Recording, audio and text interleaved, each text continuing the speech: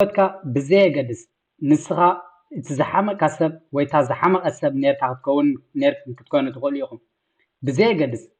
ብዛዕባ መጻኢ ሂወትካ ግን ኣነ ሓንቲ ነገር ኣላ ዝፈልጣ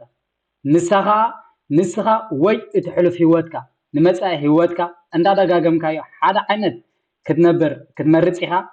ወይ ከዓ ንስኻ ነዛ ቪድዮ እዚኣ ወይ ነዛ ሓሳብ እዚኣ ካብ ትሰምዓላ ኣትሒዝካን ናይ መጻኢ ሂወትኩም ዝበለጸ በተሓሳስባ ቡቕዓት ብቆጠባ ቡቕዓት በአካላት ቡቕዓት ብመንፈስ ቡቕዓት ኮታስ ብኩሉ ጽላት ናይ ሂወትኩም ቡቕዓት ኮንኩም ንስኹም ንኽትመርጽን ምርጫ ከም ዘለኩም ግን ኣዳዕሊ ኣይፈልጥ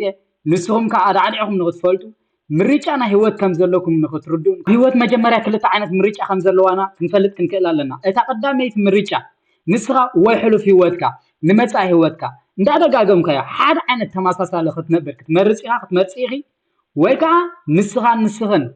ሎሚ እቲ ምርጫ ከም ዘለካ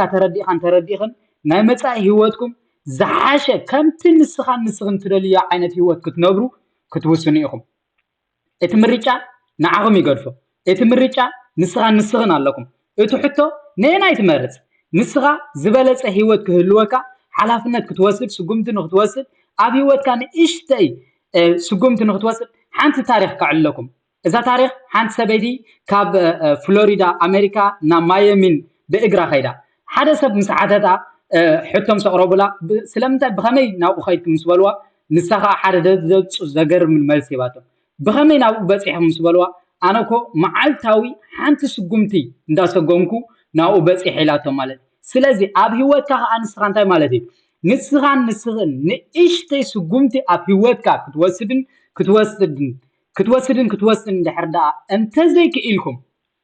መጻኢ ሂወትኩም ርግፀኛታት ክትኮኑ ክትክእለኩም እቲ ሎሚ ትነብሮ ዘለኻ ን20 ዓመት ን10 ዓመት ን5 ዓመት ዝመጽእ